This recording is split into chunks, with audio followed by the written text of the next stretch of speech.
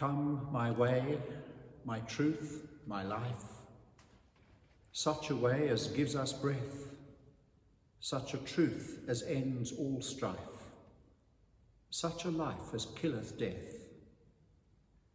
Come, my light, my feast, my strength, such a light as shows a feast, such a feast as mends in length, such a strength as makes his guest. Come, my joy, my love, my heart, such a joy as none can move, such a love as none can part, such a heart as joys in love. There are no prizes for guessing the inspiration for 17th century poet-priest George Herbert's short poem entitled The Call. Clearly, he had in mind words from today's gospel, when in response to the disciple Thomas's puzzlement, Jesus responds, I am the way and the truth and the life. This, one of several I am sayings by Jesus found in John's Gospel, is the most profound, inviting us to stay with the ideas, to try and plumb the depths of Jesus' words, and then to act on them by inviting Jesus into our lives as the way, the truth, and the life. On 2 occasions that I can recall, I have used George Herbert's poem as the starting point for my preaching. This is the 3rd. That in itself is fitting, as threes run thick in the poem. Each of the 3 verses offers 3 nouns, metaphors, which describe Christ. The first 3 come from John 14, and Jesus saying, I am the way, the truth, and the life. But then Herbert goes off on his own, no doubt drawing on other images and ideas for God from the Bible. In verse 2, the invitation is to the one who is my light, my feast, my strength. And in verse 3, in what is a most touching love song, the invitation is to the one who is my joy, my love, my heart. Those who enjoy numbers will already have worked out the intricate link with the Trinity, with one commentator putting it like this: the threefold structure of the first verse is repeated in the other 2. There is a Trinity in each verse, and 3 verses, making a Trinity of Trinities. So why focus on this Trinity of Trinities today? As I recall, the first occasion I used the poem in preaching was about 1987. Our second child was about to be born. I was chaplain to a small university and assistant at the local cathedral in Grahamstown, South Africa.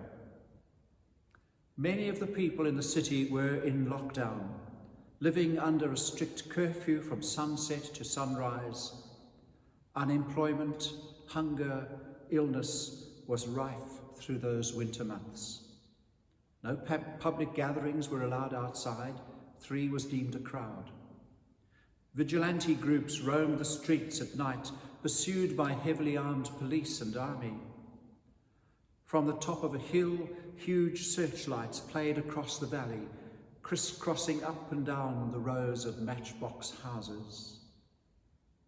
The poem spoke to me then, as it does today, of a call to faith and trust in the one who dared to say, I am the way, the truth, and the life. It seemed to offer a way through the chaos, the uncertainty, the confusion, and the fear. The second occasion, a few years later, was on Good Friday, when I used the poem as the basis for reflections over a period of 3 hours. In 1990, the Good Friday 3-hour service was well attended by many people who stayed mostly for the whole time, much of it on their knees. By now, the whole country seemed to be in turmoil. People were afraid to travel by train for fear of being mugged and perhaps killed. Faction fighting between rival gangs and different racial groups was the norm, and the biggest form of entertainment, if one dares call it that, was the weekly string of funerals, mainly for young people of high school and university age who had been shot by police for protesting against apartheid.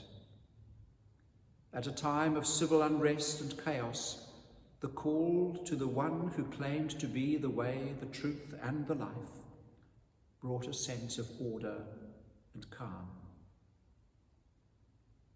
Our world is not one of civil unrest, shootings, and crowded violence, at least not in South Australia, where we are privileged to live. But it continues to go through one of the greatest periods of turmoil ever experienced on such a large international scale. 2 days ago, the 75th anniversary of the end of the Second World War was marked in very sober tones. That was the last time when practically the whole world was caught up in suffering and horror. Most of us have little, if any, memory of that. So the shock of the past weeks and months and the profound changes enforced on our normal way of life is something we have never experienced before. Some weeks ago we spoke of being in uncharted waters. Even that cliche has grown tired and stale, such has been the rate of change. Now, more than ever, we need to hear the call of Christ, the way, the truth, and the life. And that invitation remains open. We could say it is the Christian's roadmap. On the same day as the world marked VE Day, our Prime Minister and respective premiers offered us a staged roadmap to the easing of COVID-19 restrictions. South Australia is well placed to open up fairly quickly. We've been fortunate indeed. But there is no room for complacency, nor will anything like the old normal be back soon. Let me take a moment to say something about our cathedral and its roadmap. First, we're not going to act alone. Archbishop Jeff was very clear in his letter to clergy and lay leaders on Friday that, and I quote, "A return to normal is some time away yet.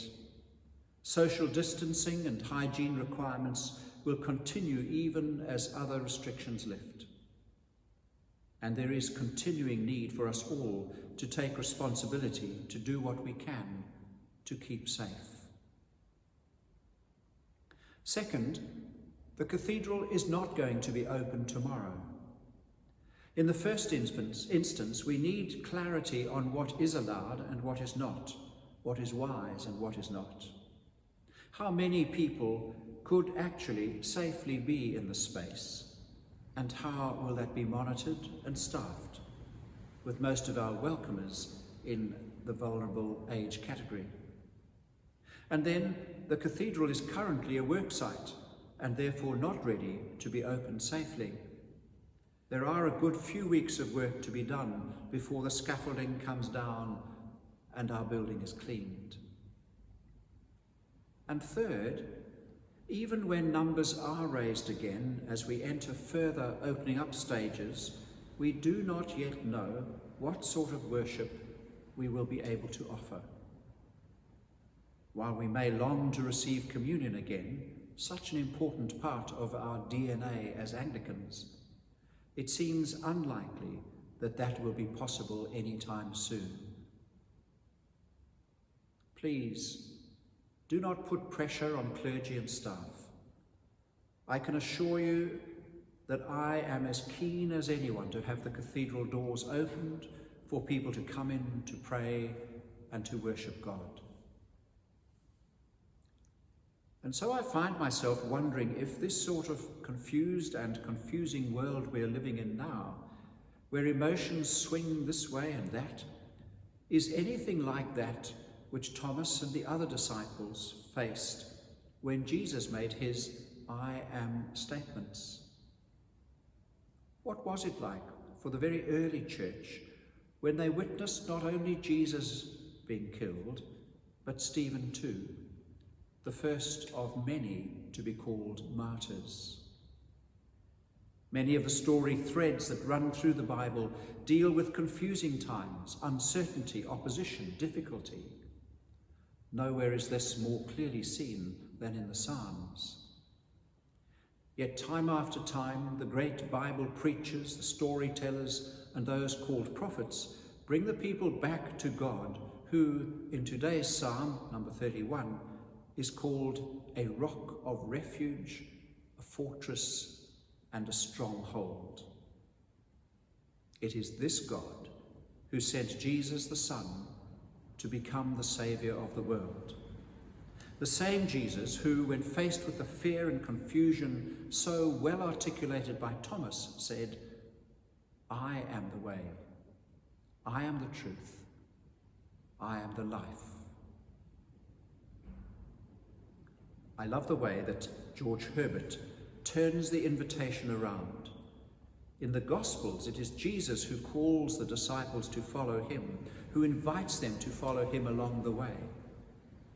But in the poem, which we will hear shortly as a hymn sung by some of our choristers to Alexander Brent Smith's tune, the invitation goes the other way. The poet invites the one who is the way, the truth, and the life to come into his life. May that be our prayer too, as we say and sing, "Come my way, my truth, my life, such a way as gives us breath, such a truth as ends all strife, such a life as killeth death."